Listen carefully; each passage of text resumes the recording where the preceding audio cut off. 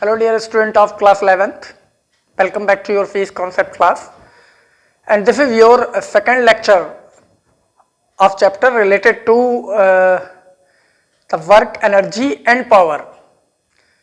In our last class we have discussed about the first term of chapter, that is the work done, and today we shall discuss about the next term, that is the energy. So be with me till the end of the class. Let's start our class. तो आज का जो हमारा topic है वो topic है energy. तो topic is, आज की क्लास में हम एनर्जी के बारे में रीड करने वाले हैं और सबसे पहले मैं इसको डिफाइन कर देता हूं, what is energy. Okay, so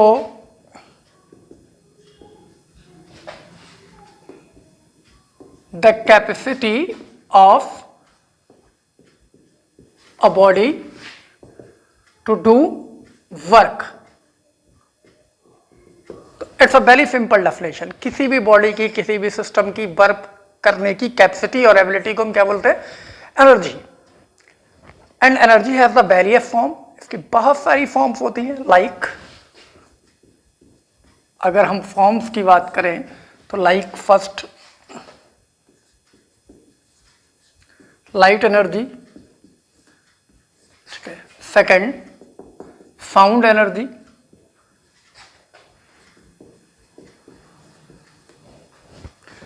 third electrical energy, fourth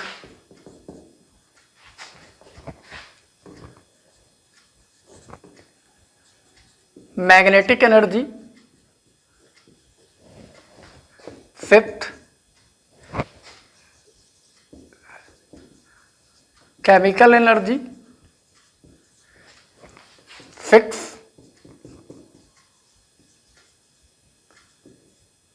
mechanical energy and so on. Energy has a various form. बहुत सारी फॉर्म्स होती हैं. ठीक है, light energy, sound energy, electrical energy, magnetic energy, chemical energy, mechanical energy और भी forms हैं. Internal energy, nuclear energy. ठीक है, लेकिन हम इन सारी फॉर्म्स को डिस्कस करने नहीं जा रहे हैं 11th स्टैंडर्ड पे. Here we are study only mechanical energy. So ये जो पार्ट है हमारा मैकेनिकल एनर्जी, हम सिर्फ इसको डिस्कस करेंगे. ठीक है, मैकेनिकल एनर्जी को.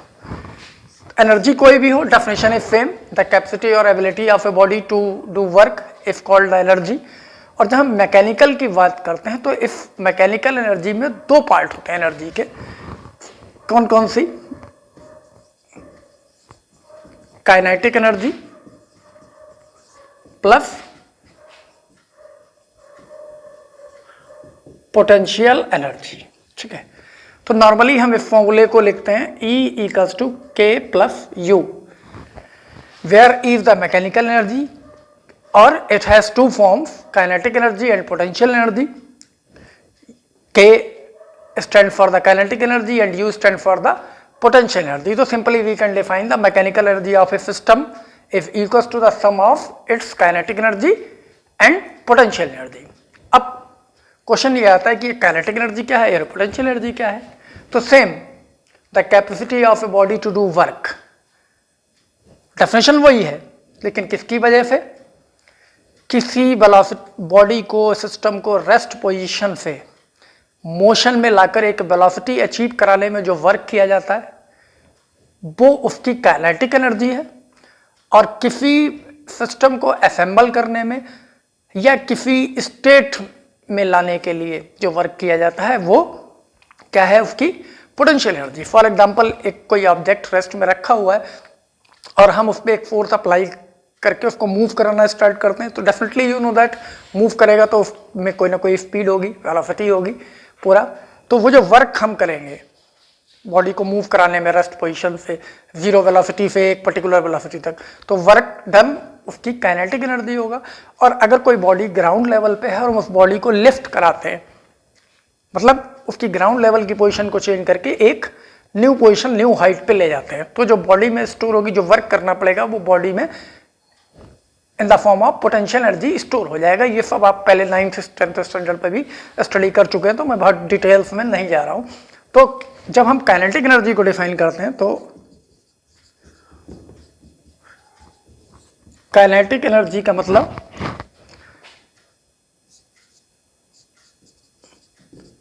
Capacity of the body to do work due to its velocity. Okay, और जब हम पोटेंशियल की बात करें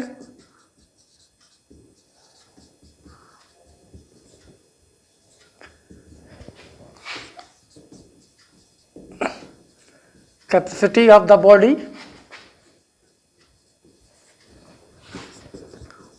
to do work due to its state or position। Okay, तो ये डेफिनेशन भी हो गई। ठीक है, तो आप समझ गए एनर्जी की डेफिनेशन में हमें क्या लिखना है, the capacity of a body और system to do work is called energy.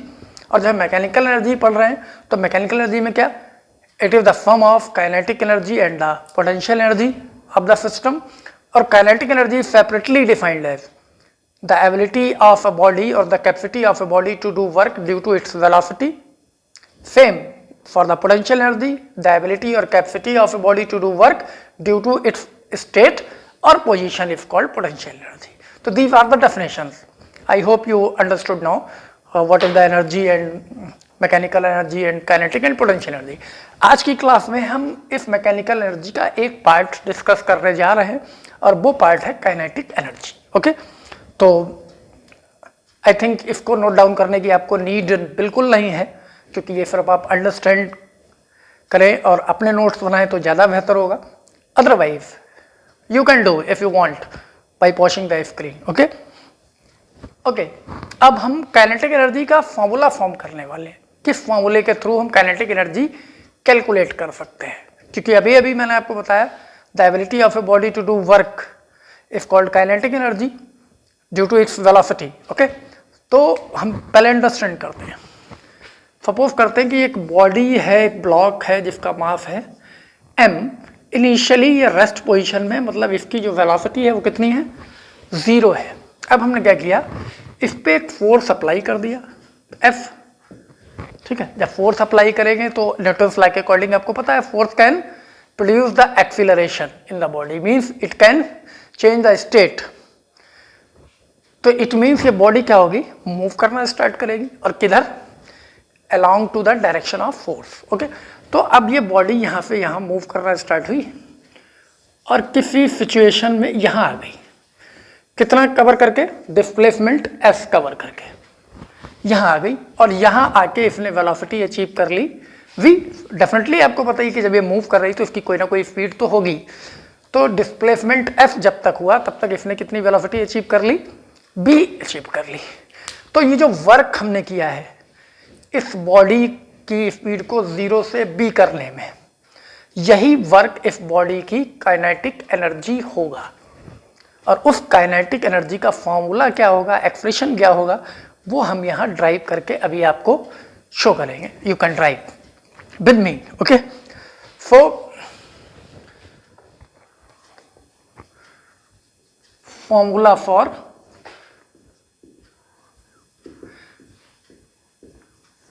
Kinetic energy और the expression for kinetic energy. Okay, इसको हम ड्राइव करने वाले हैं। तो सबसे पहले हमने क्या किया, यहाँ पे वर्क डन किया एक बॉडी को 0 से b स्पीड अचीव करने में। Let W be the work done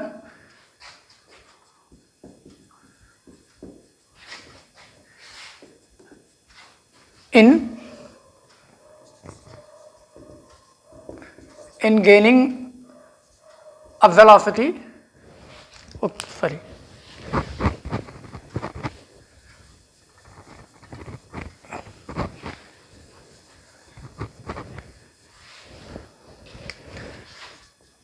let W be the work done on a body to displace it through a displacement F by applying a force S and body gain the velocity v from the zero।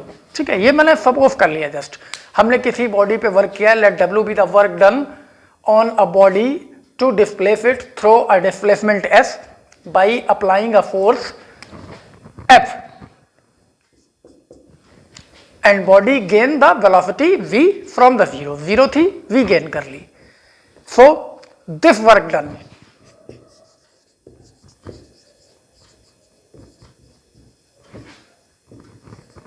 will be equal to the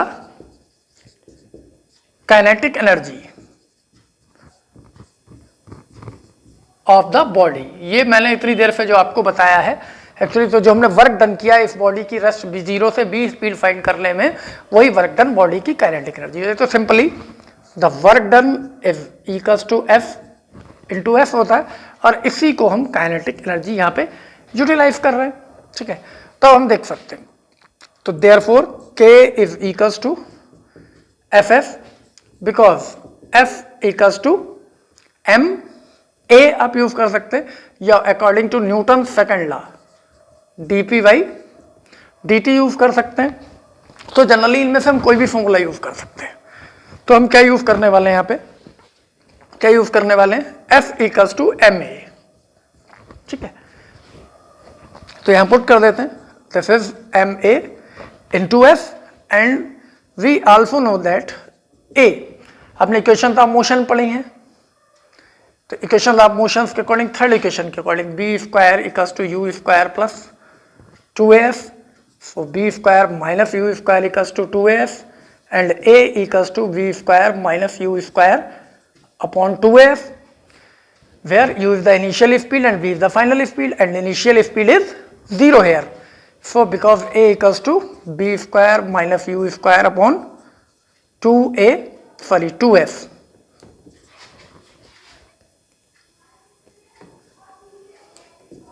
okay, ये value हम यहाँ shift कर देते हैं, देखते हैं।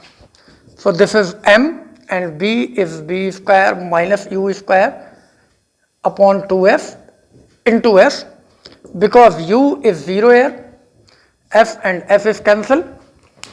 तो हम जैसे ही यहाँ पे u को 0 पुट करेंगे, देखते हैं ना, m b square minus U square upon 2f into F, F की ये वैल्यू शिफ्ट करते ही एफ कैंसिल आउट हो गया, और ये टर्म हमारे पास में आ गया, u इक्वल्स टू 0 पुट करते ही k equals to m into B square upon 2,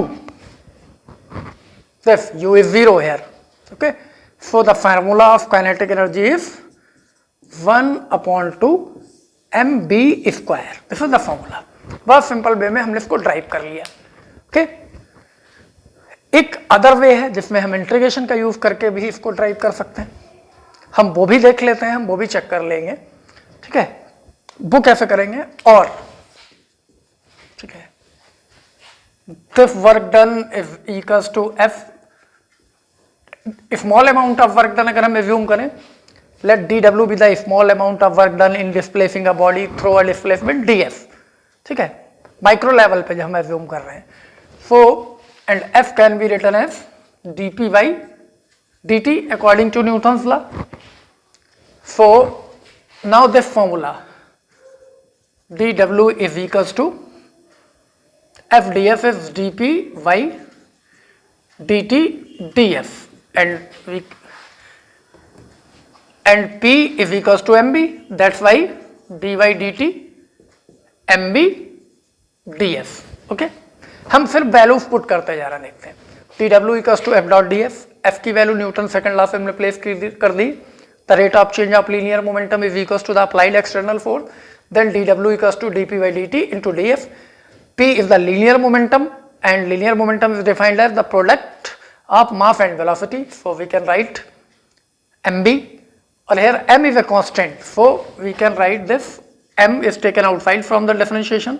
This is dv by dt ds, and by adjusting we have m dv and df by dt.